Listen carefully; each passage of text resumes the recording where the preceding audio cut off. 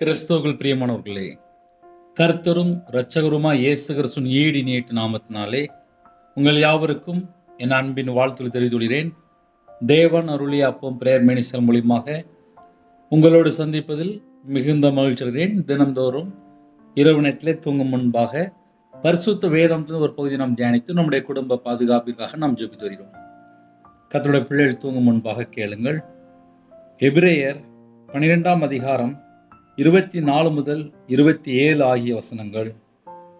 விசுவாசத்தினாலே மோசே தான் பெரியவனான போது பார்வோனுடைய குமாரத்தியின் மகன் எண்ணப்படுவதை வெறுத்து அநித்தியமான பாவ சந்தோஷங்களை அனுபவிப்பதை பார்க்கிலும் தேவனுடைய ஜனங்களோடு துன்பத்தை அனுபவிப்பதையே தெரிந்து கொண்டு இனி வரும் பலன் மேல் நோக்கமாயிருந்து எகிப்தில் உள்ள பொக்கிஷங்களிலும் கிறிஸ்துவ நிமித்தம் வரும் நிந்தையை அதிக பாக்கியம் என்று எண்ணினான்.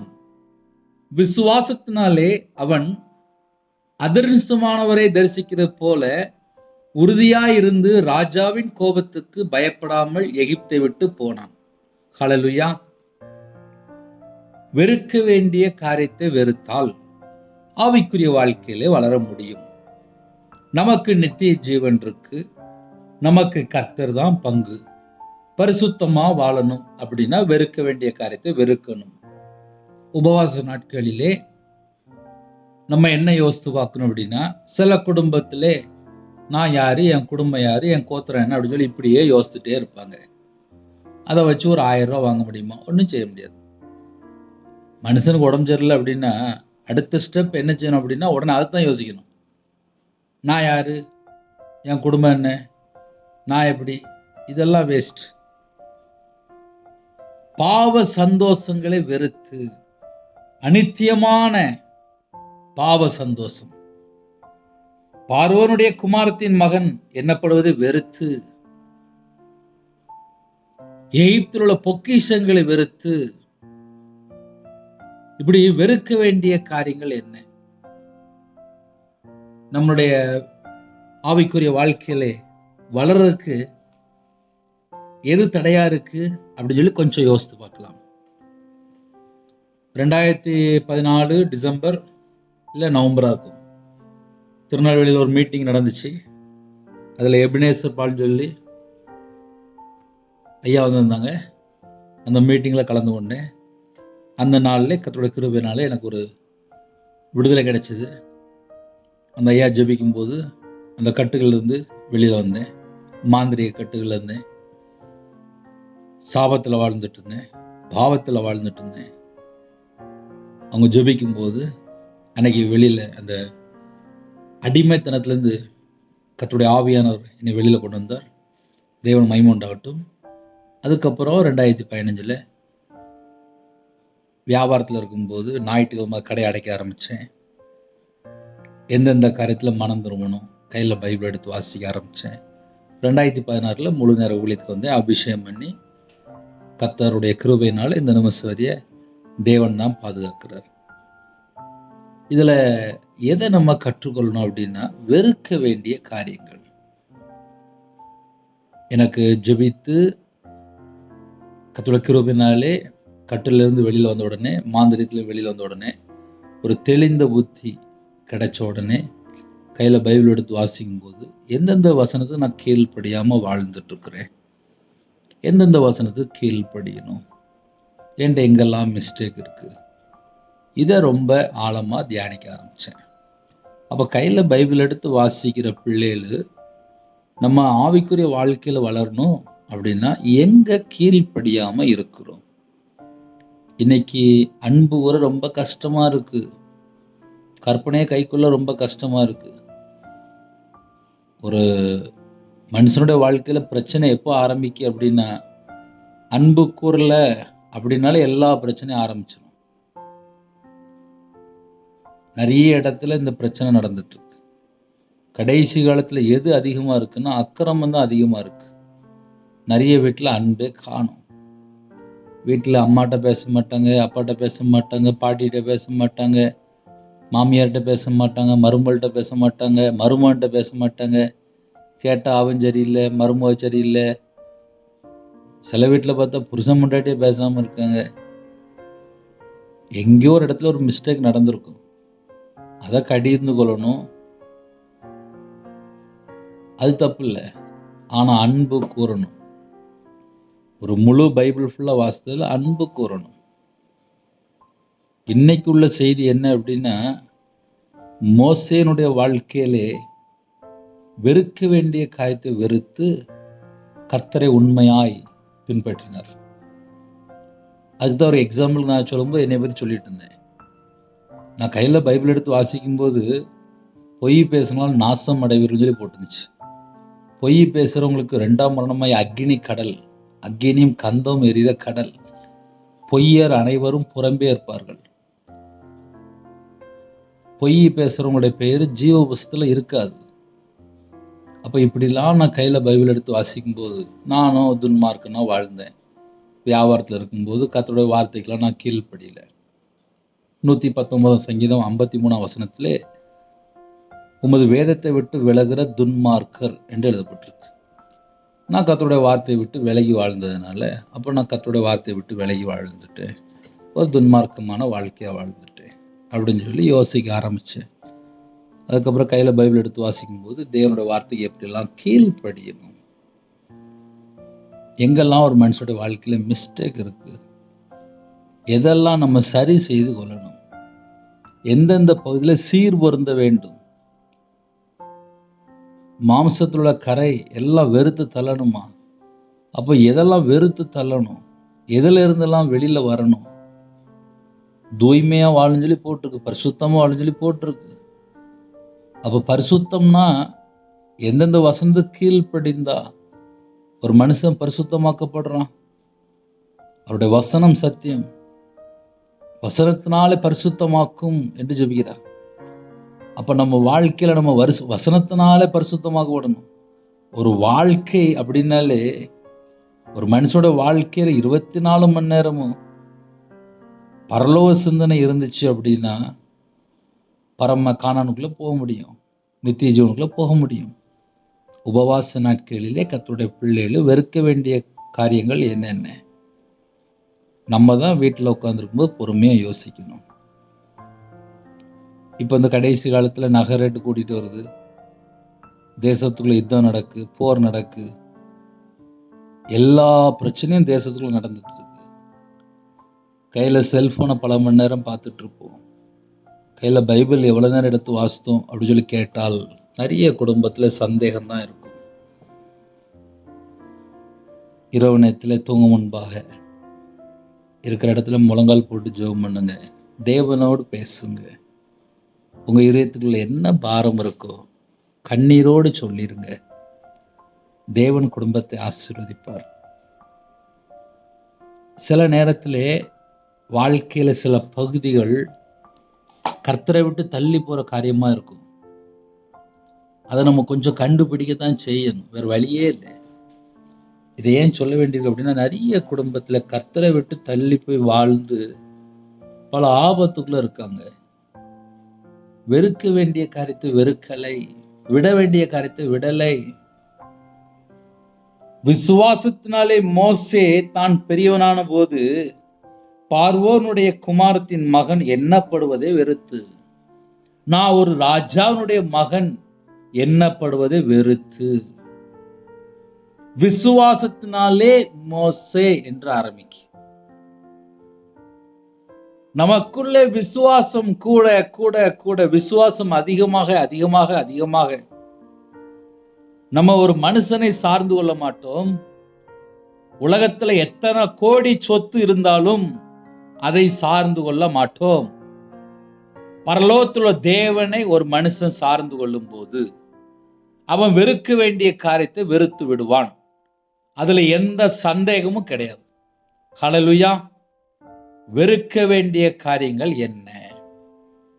சீர் பொருந்த வேண்டிய காரியங்கள் என்ன? மனம் திரும்ப வேண்டிய காரியங்கள் என்ன? ஆயத்தப்பட வேண்டிய காரியங்கள் என்ன? விசுவாசத்தினாலே மோசே தான் பெரியவனான போது பார்வோனுடைய குமாரத்தின் மகன் எண்ணப்படுவதை வெறுத்து. சில குடும்பத்திலே நான் இன்னாருக்கு இன்னாருக்கு அப்படிம்பாங்க. அப்படின்னு என்ன அர்த்தம் அப்படின்னா, நான் இவங்களுக்கு அப்படிம்பாங்க. என் கூட இயேசு கிறிஸ்து இருந்தால் மட்டும்தான் ராத்திரி படுத்தா நல்ல தூக்கம் வரும்.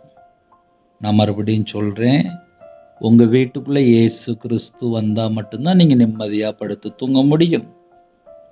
சில ஜெப குறிப்புல வரும்போது கோடிக்கணக்கில் கடன் இருக்கும், கோடிக்கணக்கில் பிரச்சனை இருக்கும். ஒரு மனுஷன் கூட இயேசு கிறிஸ்து கூட இருப்பாரானால், கர்த்தர் மேல வச்ச விசுவாசம் உண்மையா இருந்துச்சு அப்படின்னா மனுஷனை நம்ப மாட்டாங்க.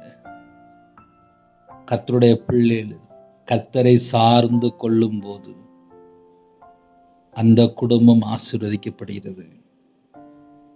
அநித்தியமான பாவ சந்தோஷங்களை அனுபவிப்பதை பார்க்கிலும் இந்த உலகத்துல அழிஞ்சு போற பாவ சந்தோஷம் நிறைய இருக்கு. நைட் ஆனா வேசித்தனம், காம விகாரம், போதை, விபச்சாரம், கள்ள தொடர்பு, சோதம் குமர பாவம், ஓரினை சேர்க்கை, எங்க பார்த்தாலும் கஞ்சா, மதுபான அடிமை, நைட் நேரத்தில் இருளான காரியங்கள், பலவிதமான பாவ காரியங்கள், எவன் சொத்தை கொள்ளை அடிக்கலாம், எப்படி சம்பாதிக்கலாம், எப்படின்னு சொல்லிட்டு உட்காந்து யோசிச்சுட்டு இருப்பாங்க. அநித்தியமான பாவ சந்தோஷம். இப்ப சில குடும்பத்திலே பாவம் செஞ்சு அதுல ஒரு சந்தோஷமா இருப்பாங்க. அதெல்லாம் அநித்தியமானது, அதெல்லாம் அழிஞ்சு போயிரும் அப்படின்னு அர்த்தம். அழிஞ்சு போகிற பாவ சந்தோஷம். அப்ப அழிஞ்சு போற பாவ சந்தோஷங்களை அனுபவிப்பதை பார்க்கிலும், ஒரு ராஜா வீட்டு மகன் அப்படின்னாலே அவங்களுக்கு என்னென்ன வேணுமோ எல்லாமே கிடைச்சிரும். ராஜா மகனுக்கு எது கிடைக்காம இருக்கும்? எல்லாம் கிஃப்ட் தானே. அந்த நாட்டில் உள்ள எல்லா மக்களுமே கிஃப்ட் தான். ஏன்னா இஷ்டம் போல வாழ்ந்துட்டு இருக்கலாம். அதான் அநித்தியமான பாவ சந்தோஷம். பாவம் அப்படின்னாலே விபச்சார பாவம் வந்துடும், வேசித்தன பாவம் வந்துடும், கள்ள தொடர்பு வந்துடும், எல்லாம் உள்ள வந்துடும். இதை அனுபவிப்பதை பார்க்கிலும் தேவனுடைய ஜனங்களோடு துன்பத்தை அனுபவிப்பதையே தெரிந்து கொண்டு, அப்ப மோசேனுடைய வாழ்க்கையில எதை சூஸ் பண்றாரு அப்படின்னா, அழிஞ்சு போற பாவ சந்தோஷம் இதெல்லாம் நான் அனுபவிக்க மாட்டேன், நான் தேவனுடைய ஜனங்களோடு துன்பத்தை அனுபவிப்பேன் என்று தெரிந்து கொண்டு, இனி வரும் பலன் மேல் நோக்கமாயிருந்து. இனி வரும் பலன் என்ன? இப்ப நமக்கு என்ன இருக்கு? நமக்கு நித்திய ஜீவன் இருக்கு. கொஞ்ச காலம் பூமியில வாழ போறோம், அப்புறம் நித்திய காலமாக இயேசுவோடு வாழ போறோம். அந்த வாழ்க்கை நமக்கு வேணும். அந்த வாழ்க்கை நமக்கு வேணும் அப்படின்னா வெறுக்க வேண்டிய காரியத்தை வெறுத்தா மட்டும்தான் நம்ம கர்த்தருடைய வழியில போக முடியும். கர்த்தருடைய கிருபையினாலே ஊழியத்துக்கு ஒரு 10 வருஷம். இந்த 10 வருஷத்துல பல பாடுகள், பல காரியங்களை கற்றுக் கொடுத்தார். உபத்திரத்தின் வழியா வரும்போது நிறைய பாதைகள், அதுல கொரோனாக்கு முன்னாடியே ஊழியத்துல முழு நேர ஊழியத்துக்கு வந்தாச்சு. ஆனா எனக்கு ரொம்ப விவரம் தெரியாது. கர்த்தருடைய கிருபையினால இந்த நிமிஷம் வரைய பரலோகத்தில் உள்ள தேவன் மட்டும்தான் எனக்கு துணை. நான் எந்த ஒரு மனுஷனை நம்பியோ நான் ஊழியத்துக்கு வரல. ரவிராஜ் அப்படின்னாலே எனக்கு இந்த உலகத்தில் நான் நிறைய நஷ்டப்பட்டு, ஃபெயிலியர் மாடல், தோல்வி, கடனில் கஷ்டப்பட்ட ஒரு நபர், நிந்தைகள், அவமானங்கள், கண்ணீர், கேவலம், இதெல்லாம் என்னுடைய வாழ்க்கையில் நிரம்பி இருந்துச்சு. நான் கையில் பைபிள் எடுத்து வாசித்து பார்க்கும்போது, யாரை நான் அனுப்புவேன்? நான் போகிறேன் ஆண்டவரே. அந்த ஒரே ஒரு வார்த்தை தான். இன்னைக்கு வரைய கர்த்தருடைய கிருபையினாலே தேவன் 3 நேரம் ஆகாரம், குடும்பத்துக்கு என்ன வேணுமோ தேவன் தரார். அப்போ பரலோகத்தில் தேவன் எப்படி போஷிக்கிறார் அப்படின்னா, நான் கர்த்தரை சார்ந்து வந்ததுனால. அதான் அழகா போட்டிருக்கு, தேவனுடைய ஜனங்களோடு துன்பத்தை அனுபவிப்பதே தெரிந்து கொண்டு. எனக்கு ஊழிய பாதையில் எவ்வளோ துன்பம் இருக்கும், எவ்வளோ பாடு இருக்கும், எவ்வளோ பிரச்சனை இருக்கும், எதுவுமே எனக்கு தெரியாது. இப்போ 2026, நான் சொல்ல 2016 சொல்லிட்டு இருக்கேன். நான் முழு நேர ஊழியத்துக்கு வரும்போது ஊழியத்தினுடைய பாதை எப்படி தெரியாது. யாரை நான் அனுப்புவேன்? நான் போகிறேன் ஆண்டவரே. அந்த ஒரே ஒரு வார்த்தை தான். கர்த்தருடைய கிருபையினாலே தேவனுடைய ஜனங்களோட துன்பத்தை அனுபவிப்பதை தெரிந்து கொண்டு. கர்த்தருடைய கிருபையினால 10 வருஷம். கர்த்தர் ஸ்தோத்திரம். இனி வரும் பலன் மேல் நோக்கமாயிருந்து எகிப்தில் உள்ள பொக்கிஷங்களிலும், ஏகப்பட்ட பொக்கிஷம் இருக்கு எகிப்துல. பார்வோனுடைய குமாரத்தின் மகன். அப்ப எகிப்துல உள்ள பொக்கிஷம் ஃபுல்லா யாருக்கு? மோசேயாவுக்கு தானே. அதெல்லாம் வெறுத்துட்டார். கிறிஸ்துவ நிமித்தம் வரும் நிந்தையை அதிக பாக்கியம் என்று எண்ணினான். கிறிஸ்து நிமித்தம் வரும் நிந்தை. அப்ப கிறிஸ்துவுக்குள்ள ஒரு மனுஷன் இருக்கும்போது சந்தோஷம், சமாதானம் உண்டு. கிறிஸ்து நிமித்தம் வரும் நிந்தை.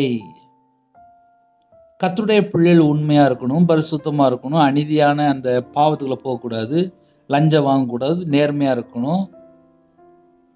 நமக்கு ஏகப்பட்ட சட்டம் இருக்கு. உலகத்துல மனுஷன் எப்படினாலும் சம்பாதிக்கலாம். ஆனா கர்த்தருடைய பிள்ளைகள் வெறுக்க வேண்டிய காரியத்தை வெறுக்கணும். கையில 1 ரூபா இருந்தாலும் பொறுமையா இருக்கணும். நாளைக்கு எனக்கு தேவன் தருவாரு, நாளைக்கு என் குடும்பத்தை ஆசீர்வதிப்பாரு, நான் நல்லா இருப்பேன், என் குடும்பம் நல்லா இருக்கும். கர்த்தருடைய கிருபையினாலே 2026 ஆச்சரியமா இருக்கு. 10 வருஷம். இந்த 10 வருஷம் ஊழியத்துல நிறைய காரியங்கள். கையில பைபிள் எடுத்து வாச தெரியுது. தேவன் அதிசயமா வழி நடத்துறாரு, அற்புதமா வழி நடத்துறாரு. ஒவ்வொரு குடும்பத்தையுமே தேவன் பத்திரமா பாதுகாக்கிறாரு. நம்ம கர்த்தருடைய பிள்ளைகளை கர்த்தருக்கு உண்மையா வாழ்ந்தா போதும். அது நம்ம செஞ்சா போதும். நைட்டு படுத்து தூங்கும்போது வெறுக்க வேண்டிய காரியத்தை நம்ம வெறுத்தாச்சா, அநித்தியமான பாவ சந்தோஷம், அழிஞ்சு போற பாவ சந்தோஷம், அப்படிப்பட்ட காரியங்களை நம்ம வெறுத்தாச்சா. எகிப்தில் உள்ள பொக்கிஷம். இன்னைக்கு சில வீட்டில் சண்டை போடுறாங்க. எப்படி சண்டை போடுறாங்கன்னா, சொத்துக்காக உட்காந்து சண்டை போட்டுருக்கோம். 10 வருஷம், 20 வருஷம், 30 வருஷம், 40 வருஷம் கேஸ்லாம் ஓடிட்டு இருக்கும். நிம்மதியே இருக்காது. பார்த்தா ஒரு 5 லட்ச ரூபா, இல்லை 10 லட்ச ரூபா, இல்லை ஒரு 2 கோடி ரூபா சொத்தா இருக்கட்டுமே, அண்ணன் தம்பிக்குள்ள இல்லை அக்கா தங்கச்சிக்குள்ள பேசி முடிச்சாச்சுனாலே அந்த பிரச்சனை முடிஞ்சிட்டு. கோர்ட்டு கேஸ் சொல்லி போட்டு 10 வருஷம் 20 வருஷம் நிம்மதியே இருக்காது. லாஸ்ட்டு பார்த்து அண்ணனும் பேச மாட்டான், தம்பியும் பேச மாட்டான், அக்காவும் பேச மாட்டாங்க. வீட்டில் 4 பேர் 5 பேர் இருப்பாங்க. எல்லாரும் கோர்ட்டு கேஸ் சொல்லி போய் அந்த இடம் பார்த்து அப்படியே கிடக்கும். அதுக்குள்ளே இவங்களுக்கு வயசாகி போயிடும். விட்டு கொடுக்க வேண்டிய காரியத்தில் விட்டு கொடுத்தாச்சுனாலே கர்த்தருடைய கிருபையினாலே ஆசீர்வதிக்கப்பட முடியும். என் வாழ்க்கையில் சாட்சி நான் நிறைய சொல்லுவேன். அதெல்லாம் வேண்டாம். ஆவிக்குரிய வாழ்க்கையில் நமக்கு புரோஜனமாக எது இருக்கோ அதை மட்டும் சொல்கிறேன். ஏன்னா நைட் நேரத்தில் மனுஷனையே யோசிக்காதீங்க. எனக்கு பரலோகம் வேணும், உங்களுக்கு பரலோகம் வேணும், நம்ம எல்லாருக்கும் பரலோகம் வேணும். அப்போ இந்த பூமியில சின்ன சின்ன காரியத்தை வெறுக்க வேண்டிய காரியத்தை வெறுக்கிறோமா? அதை வெறுத்தா மட்டும்தான்ப்பா ஆவிக்குரிய வாழ்க்கையில் வளர முடியும். சில குடும்பத்துலலாம் 40 நாள் பாஸ்டிங்கில் இருப்பாங்க. ஆனால் மிஞ்சி போன கறிமீன் சாப்பிட வேணால் வெறுத்து இருப்பாங்க. ஒரு நகையை வெறுத்துட்டாங்களா? பண ஆசை குறைஞ்சிட்டா? பண ஆசை வெறுத்தாச்சா? பொருளாசை வெறுத்தாச்சா? இப்படி நம்ம கேட்கணும். நிறைய பாயிண்ட் இருக்கு. ஒரு வீட்டில் பையன் இருக்கான் அப்படின்னா, பையனுக்கு கல்யாணம் முடிக்கணும் அப்படின்னா எவ்வளோ நகை தருவீங்க, எவ்வளோ செய்வீங்க? இப்போ இந்த கடைசி காலம் அப்படி தானே போயிட்டு இருக்கு. என் பையனுக்கு ஒரு நல்ல ஒரு மருமக வேணுமே, ஒரு ரட்சிக்கப்பட்ட பிள்ளை வேணுமே, என் குடும்பத்தை நல்லா பார்த்துக்கணுமே. அந்த அம்மா அப்பா எங்க? அதனால காலம் கடைசியா இருக்கு. கிறிஸ்துவின் நிமித்தம் வரும் நிந்தையை அதிக பாக்கியம் என்று எண்ணினான். அப்படிப்பட்ட ஒரு சில காரியங்கள் நம்ம இருதயத்தில் இருக்கா செக் பண்ணி பார்க்கலாம். விசுவாசத்தினாலே அவன் அதிர்ஷ்டமானவரை தரிசிக்கிறது போல உறுதியா இருந்து ராஜாவின் கோபத்துக்கு பயப்படாமல் எகிப்தை விட்டு போனான். ராஜாவின் கோபத்துக்கு பயப்படாமல். ஏன்னா தேவனுடைய வார்த்தைக்கு கீழ்ப்படின்னு நினைச்சதுக்கு அப்புறம் இந்த உலகத்துல யாரை பார்த்தாலும் பயம் வராது. யாரை பார்த்தாலும் பயம் வராது. ஒரு மனுஷன் தேவனுக்கு கீழ்ப்படிந்தால் மனுஷனை பார்த்தா பயம் வராது. ஏன்னா அவன் தேவனுக்கு கீழ்ப்படுகிறான். அப்படிப்பட்ட ஒரு அனுபவம் நமக்கு வேணும். தேவனுக்கு கீழ்ப்படிங்க, மனுஷனுக்கு பயப்பட வேண்டாம். மனுஷனுக்கு பயப்படும் பயம் கண்ணியை வருவிக்கும். மோசே ராஜாவின் கோபத்துக்கு பயப்படாமல், ராஜா கோபப்படுவார்ல, பயப்படாமல் எகிப்தை விட்டு போனான். எகிப்துல என்ன இருக்கு? பொக்கிஷம் இருக்கு. அநித்தியமான பாவ சந்தோஷம் செழிப்பா இருக்கு. அது எதுவுமே எனக்கு வேண்டாம் வேண்டாம் அப்படின்னு சொல்லிட்டு கிளம்புறாரு. அப்படி நம்ம வாழ்க்கையில இந்த லெந்து காலத்திலே, உபவாச நாட்களிலே, கடைசி காலத்திலே கர்த்தருடைய வருகையில நம்ம இமைப்பொழுதுல எடுத்துக்கொள்ளப்படணும் அப்படின்னா வெறுக்க வேண்டிய காரியங்கள் என்ன என்ன என்ன கொஞ்சம் யோசித்து பாருங்க. இதை கண்டுபிடிச்சாச்சுனாலே கர்த்தருடைய பிள்ளைகள் ஆவிக்குரிய வாழ்க்கையில நல்லா வேகமா வளரலாம். ஒரு சின்ன ஜெபம் பண்ணி முடிப்போமா? கண்களை மூடி நாம் ஜெபம் செய்து முடிப்போம். கிருபை மகிமை இந்த பரிசுத்தமுள்ள நல்ல தகப்பனே, நம்ம நன்றியோடு துதிக்கிறோம், சுதிக்கிறோம்ப்பா. வெறுக்க வேண்டிய காரியத்தை வெறுக்கிறதுக்கு எங்களுக்கு ஒரு கிருபை தாங்கப்பா. நாங்கள் எல்லாரும் நித்திய ஜீவனுக்குள்ள வரணும். இந்த உலகம் அழிஞ்சு போயிடும். இதெல்லாம் அநித்தியமான பாவ சந்தோஷத்துல போயிட்டு இருக்கு. பொருள் ஆசையோ, பண ஆசையோ, நகை ஆசையோ எது எங்களுக்கு வேண்டாம்ப்பா. நாங்கள் கர்த்தருடைய பிள்ளைகளாக இருக்கணும். கர்த்தர் மட்டும்தான் எங்களுக்கு பங்கு. தேவனுடைய வார்த்தைக்கு கீழ்ப்படிந்து தேவனுடைய ஜனங்களோட துன்பத்தை அனுபவிப்பதை தெரிந்து கொண்டு போல நாங்களும் அப்படி தெரிந்து கொள்ளணும். எங்களுக்கு கிருபை தாங்கப்பா. இணைந்துகிற குடும்பங்கள் கிறிஸ்து நிமித்தம் வரும் நிந்தையை அதிக பாக்கியம் என்று எண்ணி நான் சொன்னது போல கிறிஸ்து நிமித்தம் வரக்கூடிய நிந்தையை அதிக பாக்கியமாக எண்ணக்கூடிய கிருபை எங்களுக்கு தாங்க. தேவையில்லாத இந்த உலகத்தில் உள்ள காரியங்களை விட்டு வெளியில வர கிருபை செய்யுங்க. ஒவ்வொரு குடும்பத்துக்கு கர்த்தர் ஆசீர்வதிங்க. இரவு நேரத்தில் இன்பமான தூக்கம் தாங்க. தேசத்துக்குள்ள யுத்தம் நடக்கு, போர் நடக்குப்பா. அந்த இடத்துக்குள்ளே சமாதானத்தை கட்டிடுங்க. தேசம் யுத்தம் நடக்குப்பா. எல்லாவற்றையும் மாற்றித்தாங்க. சமாதானத்தை கட்டிடுங்க. ஒவ்வொரு குடும்பத்தோட கர்த்தர் பேசுங்க. நைட் ஷிஃப்டில் பலவிதமான ஜனங்கள் வேலை பார்க்குறாங்க. டாக்டர், நர்ஸ், இன்னும் சாஃப்ட்வேர் லைனில் வாலிப பிள்ளைகள், வாலிப பையங்க நைட் நேரத்தில் வியாபாரத்தில் இருக்காங்க, கம்பெனியில் இருக்காங்க, பெட்ரோல் பல்கில் வேலை பார்க்குங்க, வாட்ச்மேன், செக்யூரிட்டி, போலீஸ் ஆஃபீஸர், ஆர்மியில் இருக்கிறாங்க. எல்லா கவர்மெண்ட் ஆஃபீஸரையும் உங்களுடைய கரத்தில் பண்ணிடுவோம். நைட் நேரத்தில் எந்த ஒரு மதுபான அடிமையிலையோ, போதை காரியத்திலையோ, கஞ்சா பழக்கத்திலையோ, விபச்சார அடிமையிலையோ, கள்ள தொடர்புலையோ போய் சிக்கிக்கொள்ளக்கூடாதுப்பா. உண்மையாக வேலை செய்ய கதை கிருபை செய்யுங்க.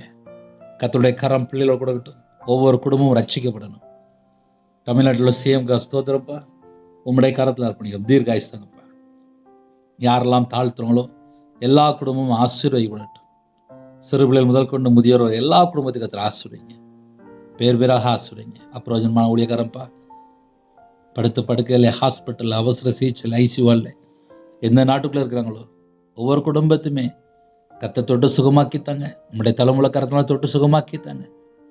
தேவனுக்கு பிரியமானபடி வாழணும். கர்த்தர் கிருபை செய்யுங்க. தீர்காயுசு தாங்க. கற்பத்தினிய ஜெபினா கர்த்தர் மனமிறங்கி ஆசீர்வதிங்க. டெலிவரி போகிறாங்க, கர்த்தர் கூட இருங்க. படிக்கிற பிள்ளைகளை உங்களுடைய கரத்தில் அப்படிடும். எக்ஸாம் வெளிக்கொண்டிருக்காங்க, விசேஷமாக கர்த்தர் கூட இருங்க. தேவ ஞானத்தில், தேவ புத்தினால் நிரப்புங்க. எல்லா தடையெல்லாம் நீக்கி ஆசீர்வதிங்க. செல்ஃபோனில், கேமில் எதில் அடிமையாக இருக்கக்கூடாது. கர்த்தர் கிருபை செய்யுங்க. திருமணத்துக்கு ஆயத்தமாக இருக்கும். ஏற்ற துணையை தாங்க. நைட்டு படுத்து தூங்க போகிறாங்கப்பா. இன்பமான தூக்கம் தாங்க. வரக்கூடிய காரியத்தை வெளிப்படுத்துங்க. தேவையில்லாத சொப்பனங்கள் எல்லாவற்றையும் விளக்கிருங்க. மரண பயம், தற்கொலை எண்ணங்கள், கடன் பிரச்சனை, உபத்திரங்கள், கண்ணீர் வாழ்க்கை, பலவிதமான போராட்டத்தோடு யாரெல்லாம் இணைந்துக்காங்களோ, மதுபான அடிமை, விபச்சார அடிமை, கள்ள தொடர்பு, கோர்ட்டு கேஸ் சொல்லி எந்த குடும்பத்தில் கர்த்தரை விட்டு தள்ளி போயிட்டாங்களோ அந்த எல்லா செத்த கிரியெல்லாம் இயேசு கிறிஸ்து ரத்தத்தினாலே, இயேசு கிறிஸ்து நாமத்தை சுட்டறியப்பட்டும்ப்பா. நைட் நேரத்தில் தனி ஜெபம் பண்ண, உபவாசத்தோடு இருக்க, உம்முடைய பாதவில்ல காத்திருக்க, விசேஷமாக தேவனுக்கு பிரியமானபடி வாழங்களை அர்ப்பணிக்கிறோம்ப்பா. இரவு நேரத்தில் எந்தெந்த குடும்பத்தை ஜெபிக்கலாம் குடும்ப ஜெபமான கதை கிருபை செய்யுங்க. சிறுபிள்ளைகள் முதற்கொண்டு முதியோர் வரை எல்லா குடும்பத்துக்கு ஆசிரியங்க. தேவன் அருளி அப்பம் பிரேயர் மினிஸ்டர் மூலியமாக இணைந்திருக்கிற குடும்பங்கள் அவங்களுடைய குறைகள் குற்றம் எல்லாவற்றையும் கத்தர் மன்னித்து ஆட்டுக்குட்டிய ஜீவபுஸ்தகத்தில் எழுதுங்கப்பா. எங்கள் வாழ்க்கையிலே நாங்கள் தேவனுக்காக வாழணும். அப்படிப்பட்ட கிருபையில தாங்க கர்த்தர் பொறுப்படுத்துங்க. அதிக அளவில் உங்களுடைய சமூகத்தில் கண்வழிக்கு கிருபை செய்யுங்க. கர்த்தர் பொறுப்படுத்துங்க. துதிகான மகிமையெல்லாம் ஒருவருக்கே செலுத்திடுவோம். இயேசு கிறிஸ்துவின் பிதாவே ஆமென். தேவனுக்கு அமையும் உண்டாதாக. கர்த்தர் தாமே உங்களை உங்கள் குடும்பத்தை சகல காரியத்திலும் சம்பூர்ணமாக திருப்தியாக கர்த்தர் கொடுத்து ஆசீர்வதிப்பாராக. ஆமென். கர்த்தராகிய இயேசுவின் கிருபையும் பிதாவாகிய அன்பும் பரிசுத்தனுடைய ஐக்கியமும் இப்பொழுதும் எப்பொழுது சதா காலங்களில் நம்ம கொடுப்பதாக. ஆமென். கிறிஸ்துவில் பிரியமானவர்களே, எனக்காக ஜெபித்துக் கொள்ளுங்கள். தேவனவர்களே அப்போ மினிஸ்டராக ஜெபித்துக் கொள்ளுங்கள். God bless you.